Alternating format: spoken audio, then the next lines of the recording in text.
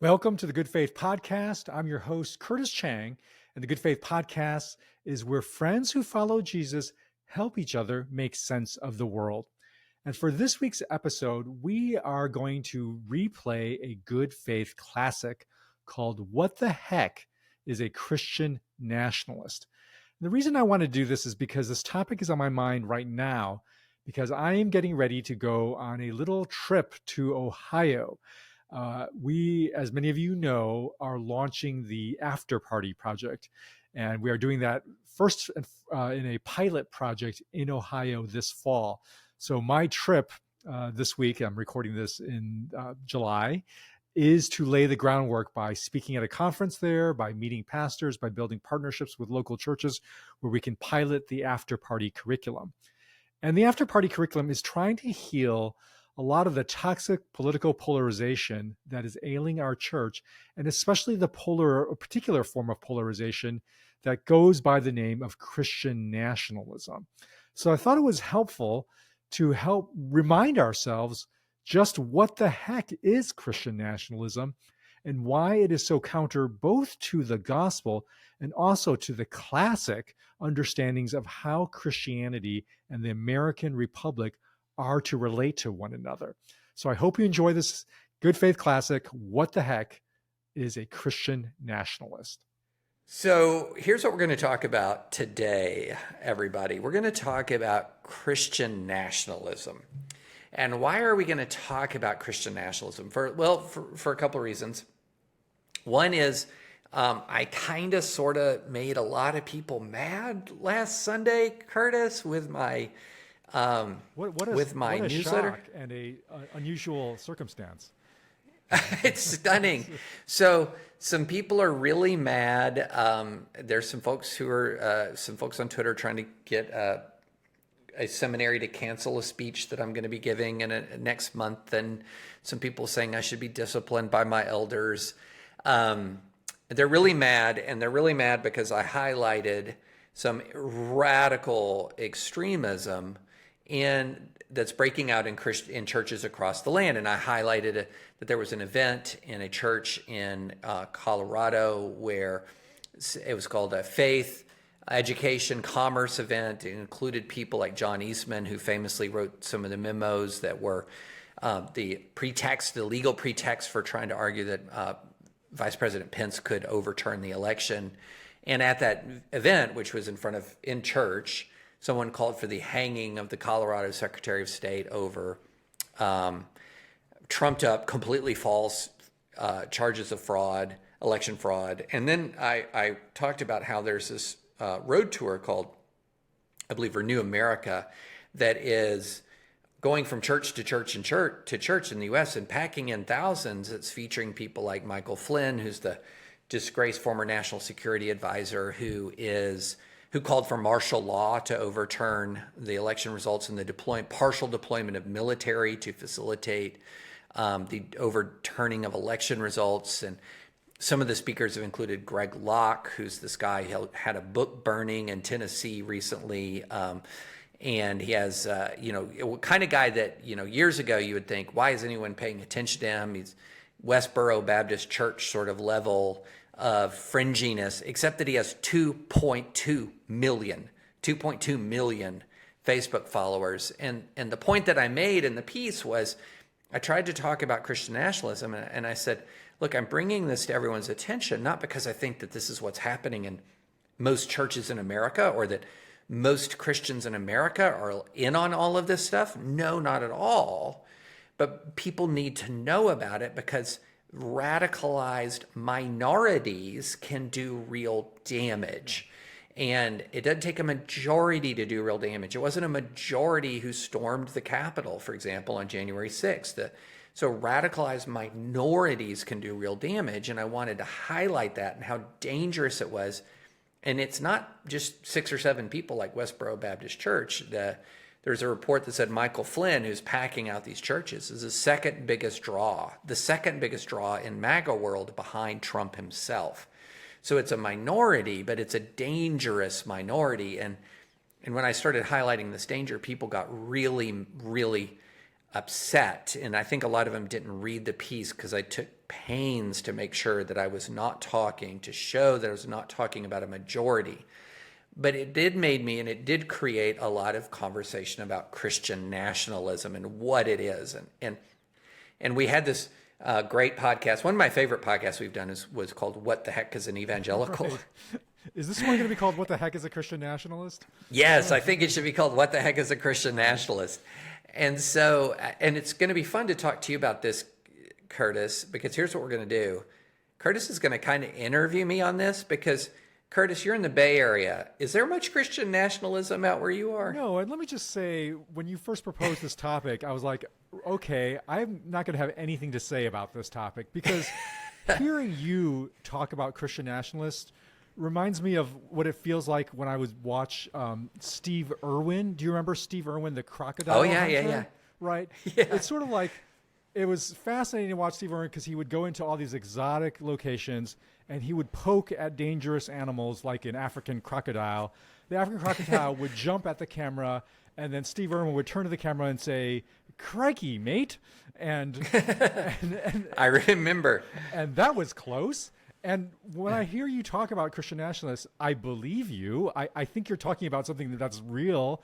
And in fact, anybody who's paid any attention to what happened on January 6th knows it's all too real. And yet I can't name a single person in my network, relations, everyday life that would fit the profile of a Christian nationalist. They are like a foreign exotic species that seems dangerous. I'm kind of worried about them, but I just don't encounter them in my daily life. It's like I'm watching a nature documentary. And David, you've apparently done a very good job of poking at this species. So I'm curious. I think we need to learn about them, but I gotta say, I'm learning about it like I am learning about an African crocodile. So. Yeah, it's funny, and it's important to talk about, it's important to talk about it. It's important to talk about it because it's something real and it is something hard to kind of put your hands around, if that makes sense. So, because I'm very partial, and we're going to put this in the show notes, to a piece that was done all the way back in December of 2020 by Thomas Kidd. Thomas Kidd is a historian at Baylor University.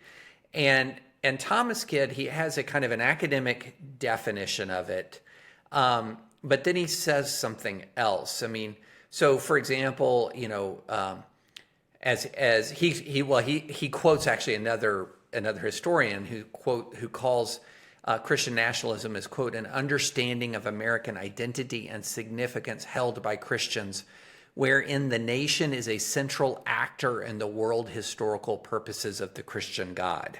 In other words, the United States of America, in many ways that you'll see sort of evidence of Christian nationalism when you'll see, for example, comparisons, say, to the United States and Israel, or that the health of the church is directly tied to the church writ large is directly tied to the health of the nation. It sort of puts nation and church locked in an embrace, that both a historical embrace and a present sort of political embrace. One of the ways that you sort of can see evidence of Christian nationalism is, for example, some folks who will there are people who will argue, for example, that the First Amendment's protection for free exercise of religion is supposed to apply only to Judeo-Christian religions. That's a strand of thinking, very minority out there. And he talks about, Kidd also talks about how Christian nationalism provides a, quote, exaggerated transcendent meaning to American history.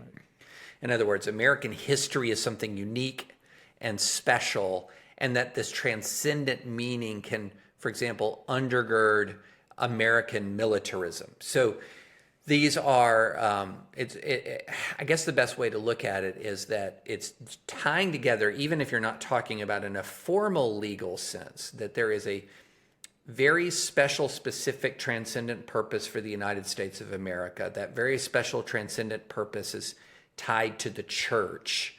And then therefore threats to or perceived threats to that transcendent purpose of the United States of America are also perceived threats to the church. And that's just one sort of academic definition that is out there. We're going to put in the show notes other academic definitions to it for it. It is not. It's an issue that is being studied through issue polling a lot. Okay. Yeah, and maybe we should also call out probably the most authoritative recent survey of that would be the Whitehead-Perry book, Taking America, Back for God. Probably one of the most authoritative sort of survey studies. And those two authors calculate that roughly 20% of adult Americans qualify in their definition as true believers in Christian nationalism. That's a shockingly high number, David. Does that resonate with you as actually how many of that are actually out there?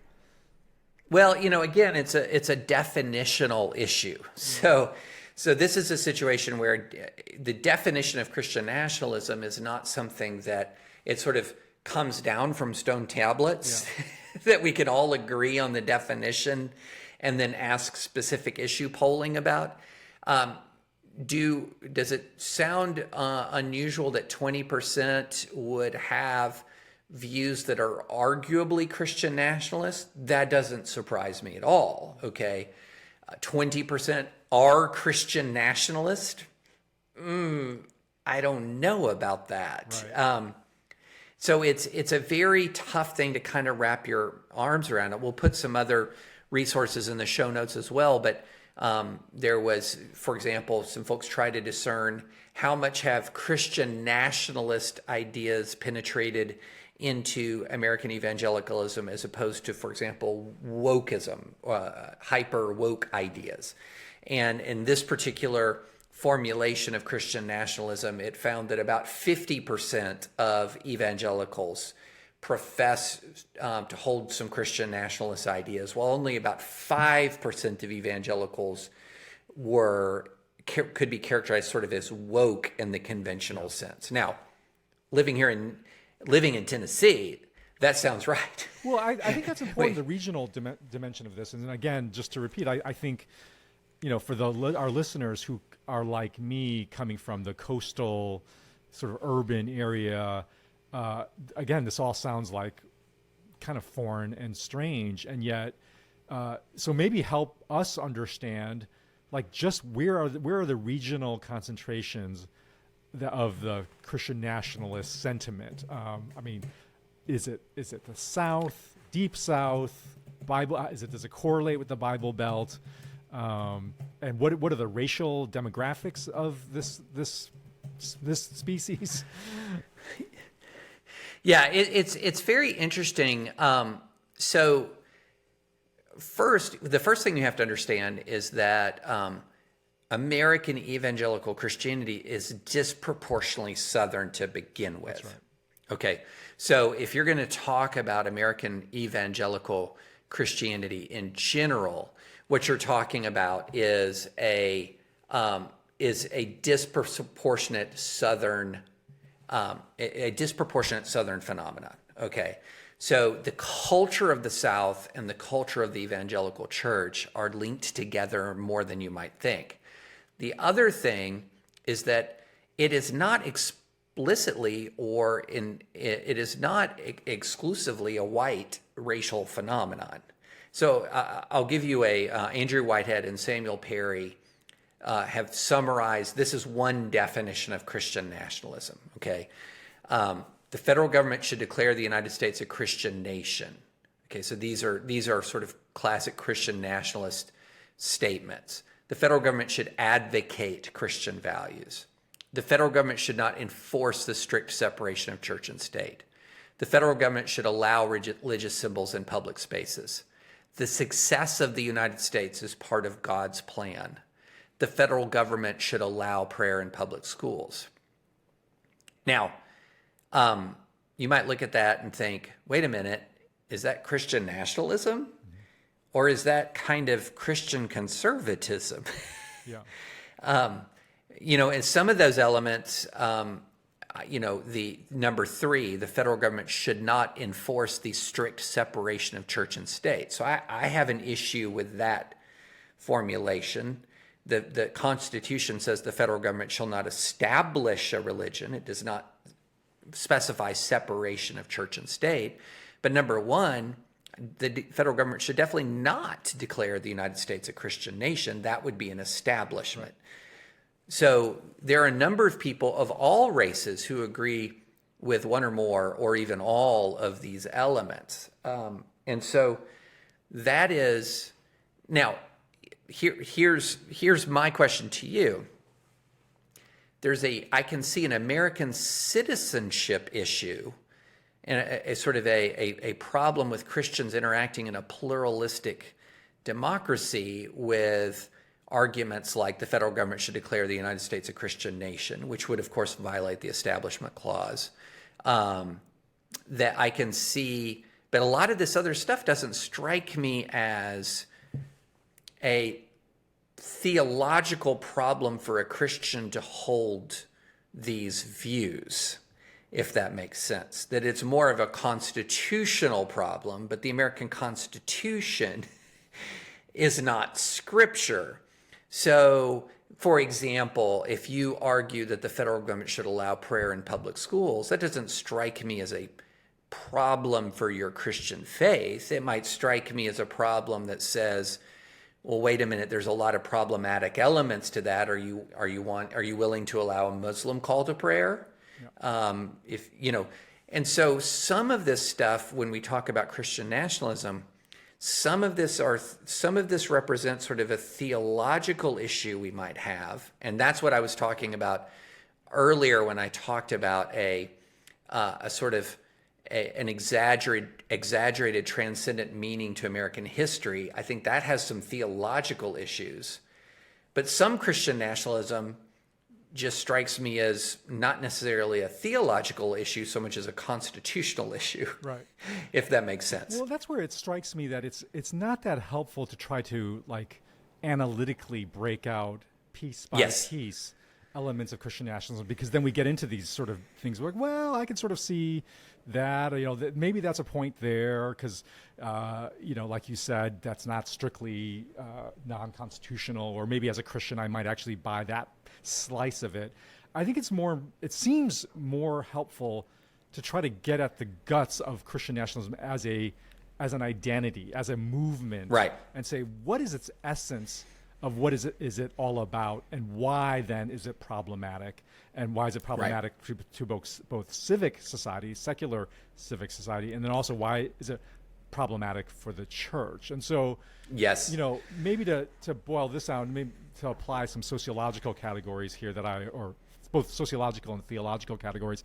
When I try to think about a movement or a people, I often think in 3 categories. Like I think of identity, story, and program. So identity is what identity is this movement declaring as this is who we are. This is our identity. The story is what story is it telling about history? What is it saying, has happened and is happening? And then program in terms of this is what we must do, right? So let me throw out as an outside observer what I perceive Christian nationalism to be along those dimensions of identity, story, and program. And you tell me, how closely as an outside observer do I have this right? In terms of identity, it seems like the Christian nationalists have a very strong us versus them identity. There is an us, and whether or not that's drawn on regional, religious, and it seems like especially racial lines, that the core of this movement has a strong, there's an us, there's a them. And there's a strong boundaries, and we're about us. And then the story it tells is them is out to get us, and whatever that means, right? That there is some others that the us, whether it's white evangelicals or conservative whites or Southern whites or whatever, however you draw the us lines, them is out to get us, and therefore we get into the sort of what you're talking about with the Michael Flynn's and the Greg Locke's of the world, is the programmatic translation is us must get power, So, Right. and so it's sort of like, again, it's us versus them. Them is out to Yeah. get us, and us must get power is sort of at the guts. What I feel like is the Christian nationalist movement in its essence. How closely have I nailed that? Okay, so I think you're close. I think of it as two strands. When I think of when I think of Christian nationalism as it is lived, so when I think as how it's lived by real people, as opposed to sort of how it's studied the academic studies are useful. Issue polling for me is very squirrely. Those listeners of this podcast who also listen to Advisory Opinions will know that my co-host Sarah has an entire album side on the problem with issue polling. Issue polling is very squirrely. But I do believe as Christian nationalism is lived, there are kind of two strands that are most relevant. Okay, strand number one is, and this I'm going to go back to Kidd here, actual Christian nationalism, he says, is more of a visceral reaction than a rationally chosen stance. So in other words, people are not who say stormed the Capitol or support those who stormed the Capitol or is packing the Michael Flynn rally. It's not like they have a coherent theology that leads them to Christian nationalism. What we're talking about are deep wells of connection and emotion, and sort of you know it when you see it. So I'll give you a couple examples. Here's one from Thomas Kidd. Again, I'm going to emphasize that this piece that we're going to put in the show notes is very, very helpful. And here's Thomas quoted. I recently saw a yard sign that read, "Make faith great again, Trump 2020. I wondered, how can re-electing Donald Trump make faith great again? What faith? When did it stop being great?" No coherent answers would be forthcoming to such questions, but that's the point. The sign speaks to a person's ethnic, religious, and cultural identity in ways easier to notice than to explain. In other words, it's connecting with you right in your heart. It's connecting with you in a way that is deeply, and listeners, if you hear a baby crying, that's out in the hall. This is a sonic festival here.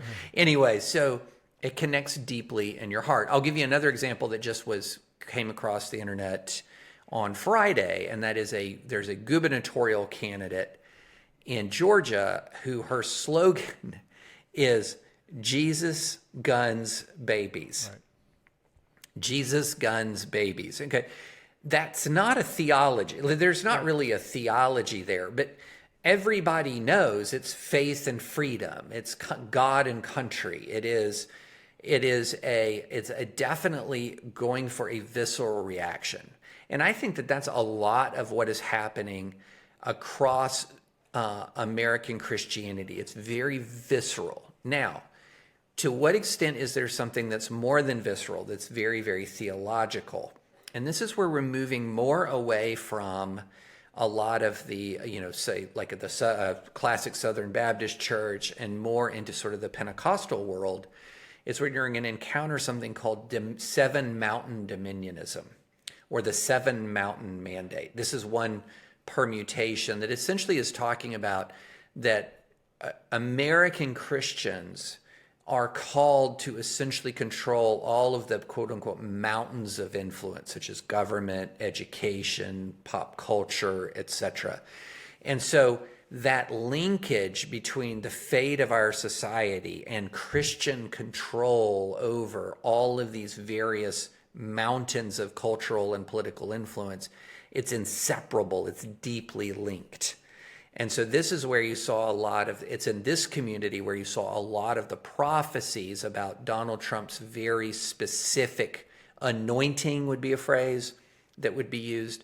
Donald Trump's very specific divine purpose is part of that. And that's something that sort of new apostolic reformation, Pentecostalism is not something that a lot of sort of the blue check mark evangelical theologians out there it's really on their radar, but it is a lived religious reality for tons of Americans. So for hearing everything that you've said and filtering it through my sort of three-part sort of structure, I'm hearing from you identity is a visceral us, and it's almost like you just know it. It's very visceral, but it sounds like it is. The classic markers of this us are, certainly Republican, guns, family, traditional values, mostly white, maybe not entirely white, but mostly white. Not explicitly white. I would say the way I would say, not explicitly, yeah. Yeah, but if you weren't, there would be a kind of a, you'd stand out in a Christian nationalist crowd. It seems to me. So that's the identity. Then the program is almost a God empowered and a God ordained and a God mandated call to seize power to these. Was it 7 mountains? Yes. 7 or 8 mountains? Yeah, seven. Mountains. Come on, Curtis. All right, 7. All right. 7 mountains. So don't make it harder than it is. 7 mountains is hard enough. Okay. And then what about the story? What is the story that they are telling about what has happened in history and what is currently happening? Oh boy, now we're getting into it, Curtis. Now we're getting into it. Okay. So an enormous amount of the argument that we have right now about American history and the intensity about that argument is rooted in this visceral Christian nationalism. Not all of it by any stretch. Now, again, you're talking about sort of the racial aspect of it, where the racial aspect of it comes into play, aside from some weirdo in some explicit white identity Christian nationalist church.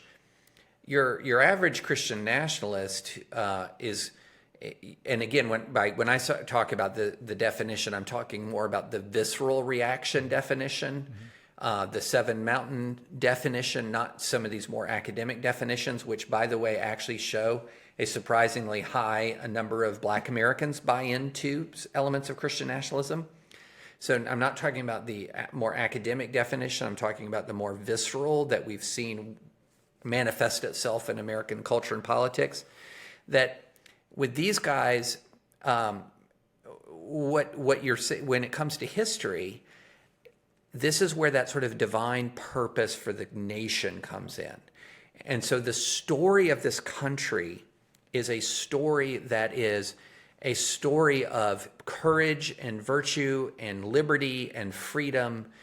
And so one of the reasons why it is more racially exclusionary as manifested in politics as opposed to in the academic is because, say, Black Americans don't come into America with the same story.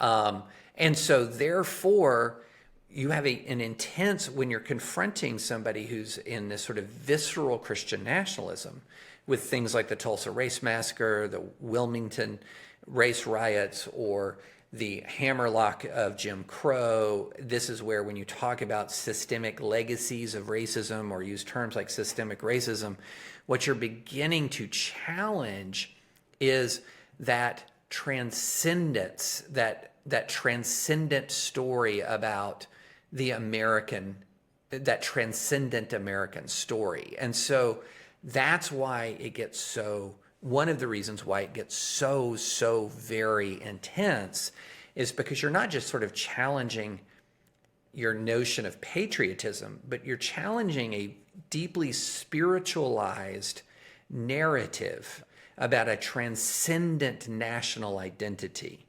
And that is one of the reasons why these history arguments are so visceral and they're so bitter, is because it goes way beyond. It goes way beyond just, okay, what are the true facts about the U.S.? It goes into what is the identity of the U.S. Right. And that's why it gets so intense. And would you say part of the intensity is that there's a story of their past they feel they want to protect and actually feels like is currently under threat and under assault, that there's something happening right now that is threatening us and our identity, who we are, right? Well, look at it this way. Let's just make it super practical. Imagine, you've grown up and you love your dad, and you respect your dad, and your dad was a good father to you and respected in the community, and seemed to be a good husband to your mom. What would it do to you if you found out that for 5 years when you were in high school, your dad had an affair? Right. So does it change the fact that your dad did good things in other ways? Does it change the fact that, does it alter other facts about him? No. Okay. Does it alter your understanding of his character? Yes. Is it devastating? Yes. Now, of course, you don't. Hopefully, you're not as emotionally attached to your nation as you are to, say, your mom and your dad. But there's a sort of a similar kind of dynamic in play when it comes to American history, and it is, if you've not learned, for example, about the Trail of Tears, if you have a history of, say, Reconstruction that's about Northern carpetbaggers and you go on like that, that when you do learn these things, that it can have an emotional impact on you that can make you angry, as opposed to if you grow up learning, the way we hopefully tend to do with those that we love. We grow up knowing about them, warts and all. Yeah. Doesn't mean we don't love people, warts and all, right? Right. It doesn't mean we don't love them. But I think part of the fight about history, and then on the other side, some of the folks in history would say the only thing that's important are the warts. The warts define you. Right. No, the warts are part of you, right? And so are the heroic moments part of you. But so anyway, that's why this gets very, very visceral, is because it really does interfere with this idea of a special, very particular kind of divine glory around the nation itself. Yeah. Which I think is just helpful for, again, people who don't understand this phenomenon the way you understand it from the inside.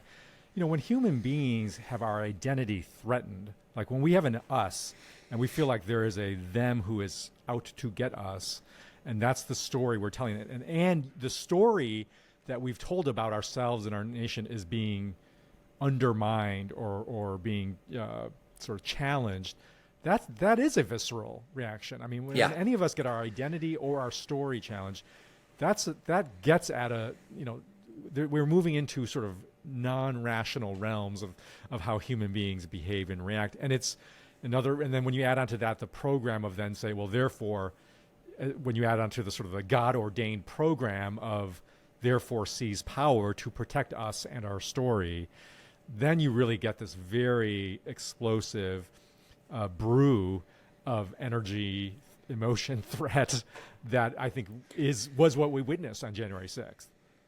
Yeah, absolutely.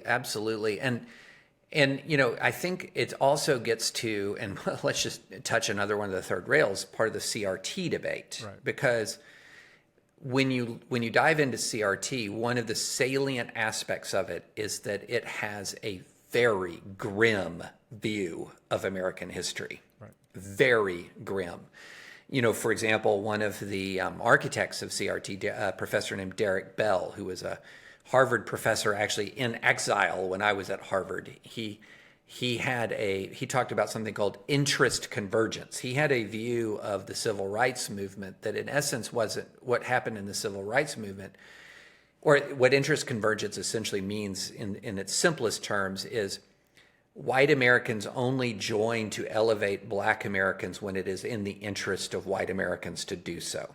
So when the interests of white Americans and the interests of black Americans converge, and his argument with the civil rights movement is that the existence of this sort of segregationist sub-state in the South was a black mark on an America that was confronting Soviet tyranny and communism, and Soviets were one of the interest convergence type arguments is this, that Soviets had a propaganda weapon. Why are you accusing us of oppression? Do you see what's going on with black Americans in the South? And that there was an interest convergence between white Americans, not because they woke up to the dangers of racial oppression, but because it became in their interest to end Jim Crow. That's a dark view of American history, Curtis. Yeah. It's a very dark view, and I don't know. I think there are elements of truth to it. I don't go all the way there, for sure. But think about that. If you have an elevated view of American history, and you encounter an interest convergence view of American history, that collision can be deeply emotional. Yeah. Deeply emotional. Well, I want to take a step back then and say, okay, so we've sort of defined sort of the core elements of Christian nationalism. Like identity is a strong us versus them, depending on how you draw the precise boundaries of the us. The story is them is out to get us.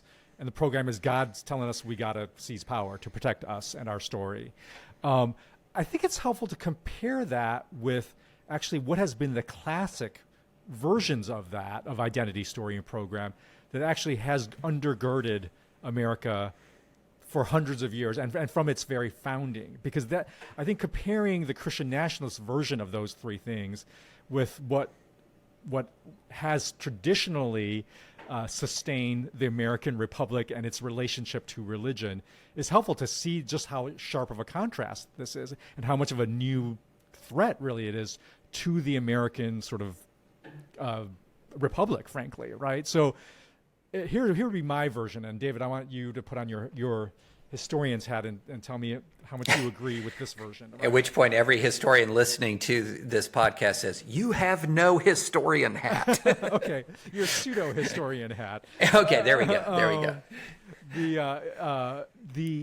It seems to me when you look at the identity that sort of undergirded the founding of the Republic, it was actually not a us versus them identity. It was not an us versus them construction. It was actually, there was actually a universal us. That was the universal. It was all men were created in the image of God. You know, all men are endowed by these rights inalienably by the Creator. It was a universal us that ultimately was actually drew its theological, spiritual, moral, philosophical foundations from Christianity. It wasn't a Christian nation explicitly, but it was informed by a Christian vision of identity that was a universal us, right, created by God, right.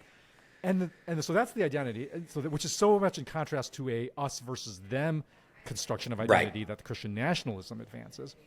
The second is when we get to the story, the really prevailing historical story that haunts over our founders and really the architects of the constitutional order is really, it's the story of religious war. It's not so much a them versus us. It's more a kind of a sober realization that we are likely to kill each other without the right boundaries and guardrails and factions and you know, against factionalism, against religious extremism and so forth. And so it's actually a story of fallenness, right? Like it's that combination of our identity is we're made in the image of God, therefore we have this inherent dignity, but there's this other side of the story, which is we're also kind of fallen images and we're prone to killing each other. And therefore we need to erect a form of government that are guardrails against our worst impulses, right? And that's what leads to the program, which is rather than God telling us to seize power by any means necessary, the program is God's given us a kind of wisdom to design a form of government that balances all of these things of, yes, on the one hand, we're made in the image of God with dignity and rights, and yet also, on the other hand, we have a story that tells us we're kind of fallen angels that are likely to kill each other, and therefore we've got to construct a government by the grace of God that holds all of these things in a balance and attention and recognition of all of these realities, the dual realities of how we are as images of God, right? And so I think comparing those shows how threatening really, you know, at a deep level Christian nationalism is, because it is actually challenging at the foundational levels of how Christians understand how our faith, our religion ought to inform our identity and story and program that we tell ourselves and try to advance in the public square. Yeah, I think that's a really great formulation, and it's interesting though. So I think of American history like this, and I've written this before, so forgive me if you've heard it again. But when 1619 happened and the first slaves came to the American shores, this was a very concrete, tangible symbol that sort of this new civilization being built on the eastern seaboard of the U.S. of North America was going to be very much like all of the other civilizations that came before it: exploitation, war, conquest, greed, you name it. That was 1619, and it has a spirit about it. The spirit of 1619 is exploitation, inequality, conquest, and oppression. Well, when 1776 happened, 1776 had a different spirit. Its identity wasn't we, the conquerors of the new world, right? That was the spirit of 1619. The spirit of 1619 is we, the conquerors. Right. The spirit of 1776 is all men. Right. That's the we. And then the identity, all men. And what's our identity? We're equal. We're created equal. And then what ends up happening is you have this story then, which is the story of the struggle between the spirit of 1776 and the spirit of 1619. And I think that's the story of America in so many ways. And a lot of people want to tell the story as, no, the story is the spirit of 1776. Right. And then others say, no, the story is the spirit of 1619. I say, no, the story is the conflict between 1619 and 1776. And so, but we have a blueprint, we have a kind of a narrative that allows us, should we embrace it, to overcome 1619, as hard as that is. And so in my view, as we're talking about this American past, it's interesting to me how, there was this 1619 project, and then the Trump administration started a 1776 project. And I'm thinking it's both Right. as a matter of history, Right. and hopefully it's 1776 as a matter of destiny, Right. if that makes sense. Yeah. And so one of the threat to Christian nationalism, the threat of Christian nationalism is often Christian nationalism by refusing to recognize or acknowledge or deal with the existence and legacy of that spirit of 1619, ends up in many ways perpetuating it, and that's one of the real dangers. Well, why do you think Christian nationalism is having a heyday now? What is the conditions and historical forces in play that suddenly we see this challenge to the traditional way that for hundreds of years we've sort of viewed, hey, this is how we ought to order the relationship between religion and national and our nation, right? Like what's happening now that makes it? Yeah. Oh, that's a good question. Okay. And then I want to leave time to talk about healthy patriotism. Oh, okay. What's some good stuff? So I think the more I'm involved in this sort of escalating American culture war, the more convinced I am that extremism breeds competing extremes. Okay, so let's just not go with the who started it. Okay, let's leave the who started it onto the side, because this is the you get sidetracked on that. But the fact of the matter is, Americans are moving apart ideologically at a pretty rapid pace. And the fact of the matter is, a lot of views that were once fringe are now mainstream or more mainstream. And there is an enormous temptation when you are confronted with extremism to respond with an extreme. Because an extremism is seen as a giant threat which requires a giant response. And you see this especially in the online world. And so I think what has happened is that two segments of American life are feeding off of each other. And so you would have you've had the Great Awakening, for example, a coin not termed by me, I believe it's by Matt Iglesias, a progressive writer, where objectively, in particular, white progressives have moved much further left faster than any other subgroup of Americans. So you have the Great Awakening, and at the same time, you have the rise of reactionary populism on the right. Both of these things are happening at once.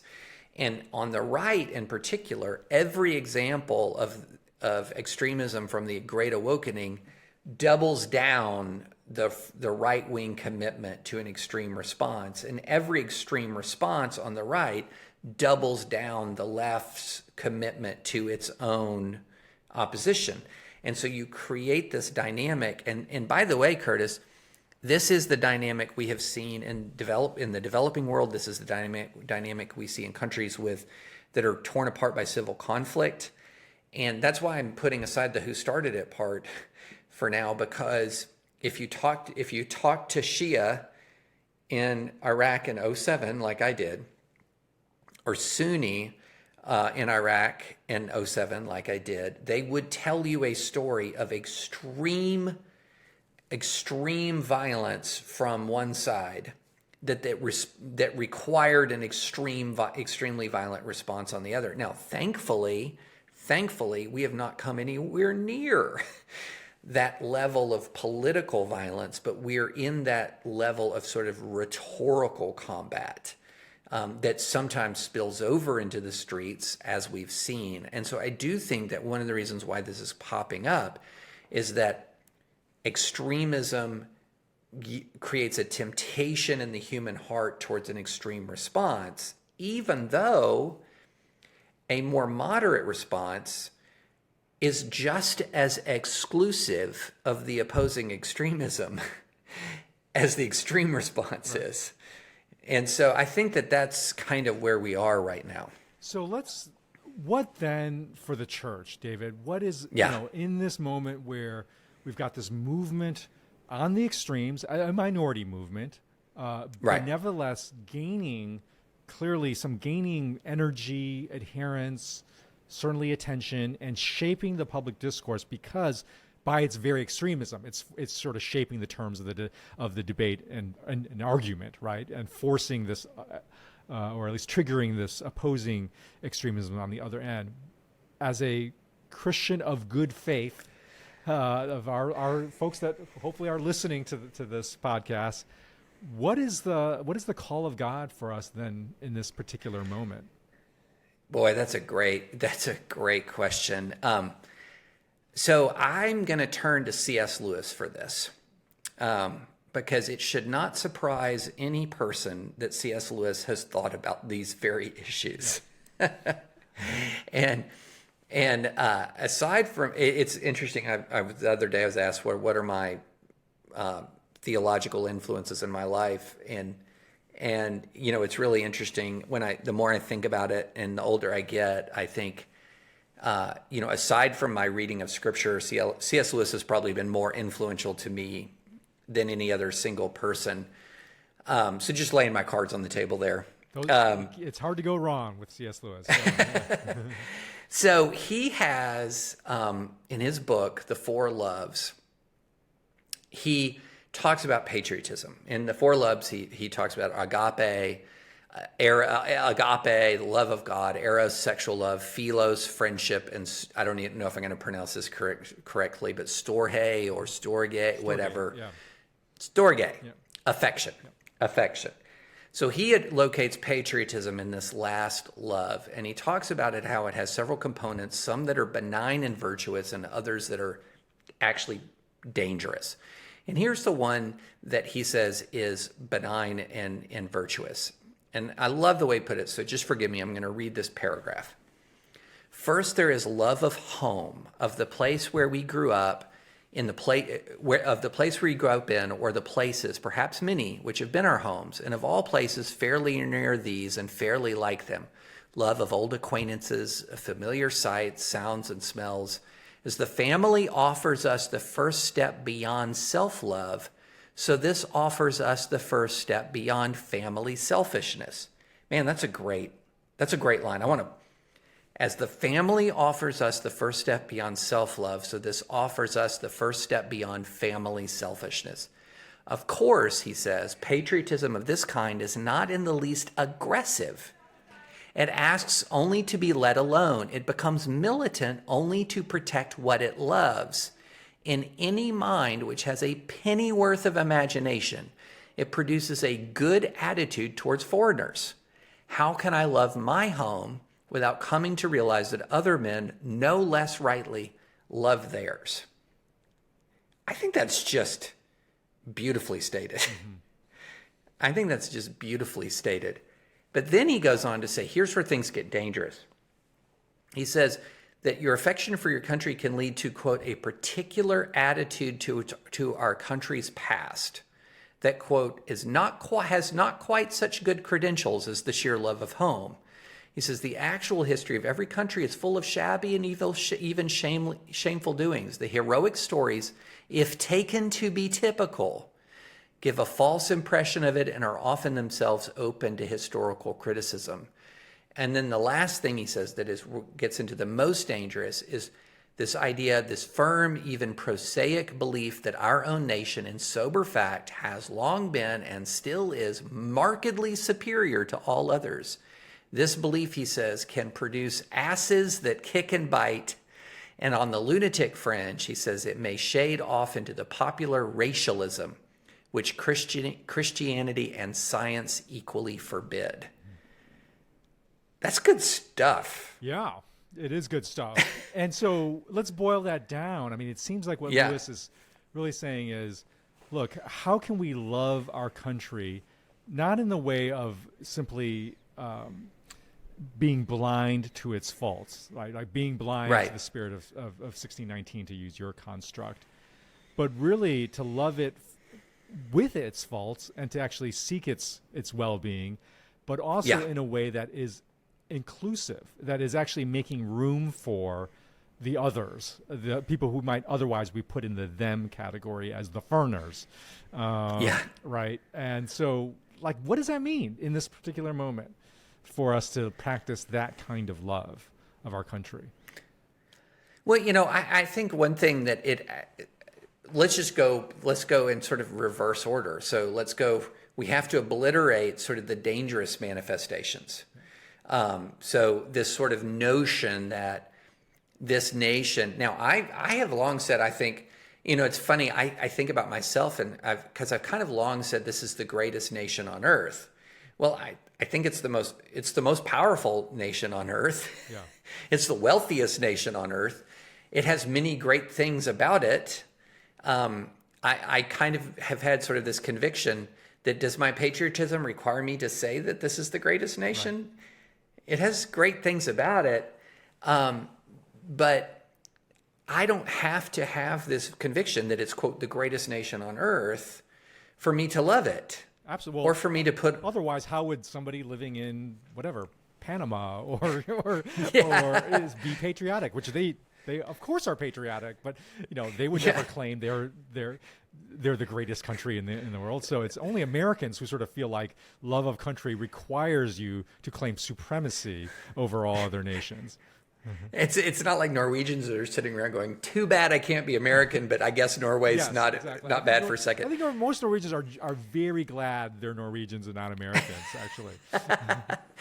But yeah, so I feel like, you know, just sort of thinking, and it's amazing how many times I think that's just rolled off my tongue. Yeah. You know, like it's almost a synonym for I love this country, but it should not be seen as a synonym for I love this country. And so I think, number one, rid yourself of this view that to be a patriot, you have to view this country above all other countries. Number two, rid yourself of this view that to be a patriot, in the healthy sense of the word patriot, that you have to overlook its faults or minimize its faults, especially since overlooking or minimize its faults can actually be harmful to your fellow countrymen. Right. Because it leads you to fail to understand their experience, and it leads you to fail to redress grievances, legitimate redress wrongs that they have suffered. And so then it puts you in this first category, this love of home. that I think is such it is the way Lewis phrases it, it's like, I don't even want to try to rephrase it in a shorter way because I like it so much. But it's just this love of home and one thing that I love about the way he puts it is that it does not mean for a moment a dislike of others. Right.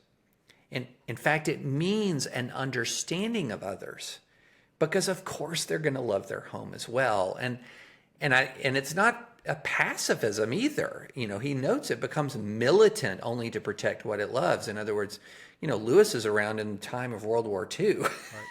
Right. He knew the necessity of becoming militant. And, and I think about this sort of network of, not to get all geopolitical on us, but we've got Russia on the verge of literally at any moment invading Ukraine. And I think of this network of defensive alliances that we've built around the world. And I think about how those defensive alliances are one of the great things about our country. It's one of the virtues of our country because it literally protects the ability of other people to have and possess and love their own homes. Well, look, I would not be here in the way that I am had America not had that quality of it, Right. I was born in Taiwan and immigrated here when I was 3 years old. But I think, David, you and I know that if America were not around when I was growing up, when I was born 1968, if America was not around in 1968, I'm born and growing up in communist China, right? Right. If America did not extend its sense of protectiveness to include sending the Seventh Fleet into the Taiwan Straits, Yes. there's nothing stopping communist China from sort of taking over Taiwan, and I have a very different life ahead of me. Or if America does not open its shores and take in immigrants like my parents, who were, not college educated. My dad didn't even have a high school education. But they were able to immigrate to this country and live out the American dream of working hard, even though they, didn't have an education, barely knew any English, but sort of worked up to a middle-class existence to send 3 kids to Ivy League schools. I'm not here today, right? And that's And so there's a flip side. That now, to say all of that is not to overlook the flaws of America, right? Yes. So exactly. America defended Taiwan. It overturned a constitutionally elected government in Chile right around that same time I was born in 1970, right? Right. In overturning the Allende government. So it's both. It's both of those things. Or the same country that welcomed my parents in 1968 for decades passed the Chinese Exclusion Act of 1882, like the one piece of legislation in the United States history that explicitly targeted a racial group for barring from entry of this country. It was the Chinese. Like it was my people were the ones who were targeted, saying you don't belong in this country. And then we're passing a law to say that nobody like you can come to our country. That same country that passed that law and had it for hundreds of years, right, is the one that welcomed my parents and me as a 3-year-old. So we have to have this ability to actually look at our country and look at America and all countries that in this way of which we are both fallen images and image bearers of God's character and goodness, and we don't have to be forced into one or the other. Yeah, again, I want to use the family analogy. Lewis used the family analogy. We know our spouse, we know our kids, and we don't have this. We want them to make good choices. We want them to live virtuous lives, but we know they're not going to be perfect. And we know their flaws better than anybody. But does it diminish your love for your family? And I think that's one of the real challenges that what we have to talk about when we talk about this larger national community. We have to have enough security in our affection for our fellow citizens and our affection for the home that we are growing up in together, that we are not insecure about the truth, that we're not insecure about it. and that we can celebrate and also celebrate what's good. I mean, your story, Curtis, your family story is wonderful. It's wonderful. And it's one of the things that kind of gets me on edge. Two things about it, like, kind of get me on edge. One is when we're turning, part of the right, or a lot of the right is turning away from immigration. That's right. Yeah, I'm not talking about illegal immigration. I'm talking about legal immigration. When it's turning away from legal immigration, that's not the spirit of sort of the classical liberal conservative world I grew up with. No. That world I grew up with, we were proud of the fact that people wanted to come here. Mm-hmm. And then the other thing is this idea that the fact that we have extended, with the power that we have, we've extended a umbrella of protection around a host of nations that contain hundreds of millions of souls, is not imperialism. It is not. Now, I'm not going to say we've never been imperialistic. Of course we have. Right. But that network is not American imperialism. It is, an act of national, in many ways, it's international interests. Also, it is international interests, but it is also an element of national sacrifice. That's right. Well, David, so that's why you went to Iraq, right? It was to actually extend this sort of protection and strength of America to protect the vulnerable, and that's America at its greatest. And it's not the only whole story, but it is part of the story, and it's a story that we want to actually uphold and nurture into further fruit. And it does seem to me that ultimately then, when we come back down to it, that feels like that is the core to me of the thread of Christian nationalism, is that it's that identity. It all flows to me, it seems like, from that construction of identity, that the construction of identity is a us versus them construct that ultimately forces to draw ever more narrow definitions of us and exclude the others from the us because they're part of the them. And that happens whether in immigration, to say, look, we should only be us, don't let these other thems come and become part of us, right? Or in terms of, like you said, in foreign policy, saying we should only care about us, let's not care about them. And so it's, ultimately it is the Christian sort of vision of humanity that there is no us versus them, that in Jesus, all of the dividing walls that we normally erect to define us versus them have been broken down in Christ. There's only an us. There is only an us in Christ. There's only an us. There's only an us. And so that is always, and that was the original best contribution that Christianity made to the founding of the Republic, there was a universal us that was the foundation of human rights, foundation of the Constitution. And we need to recapture a way to actually narrate and promote this definition of us, that there is only an us, that now is under so much assault, especially from movements like Christian nationalism. Well, I think that's a great word to end on, Curtis. All right. Yeah. So there you have it. I hope it's hard to define something when the reality of it is so visceral as opposed to intellectual. But we did our best, and I appreciate you listening. We have gotten such great, thoughtful comments. As I said, we read them all. Read all the comments that you post on the Dispatch. We have a page at thedispatch.com, a good faith page at thedispatch.com, and if you subscribe, you can comment. So we really appreciate all your feedback, and would love it if you keep rating us on Apple Podcasts and subscribe on Apple Podcasts. That would be deeply appreciated. In fact, just rate us wherever you listen to us, Spotify, wherever it is, Stitcher, wherever. So please rate us, please subscribe.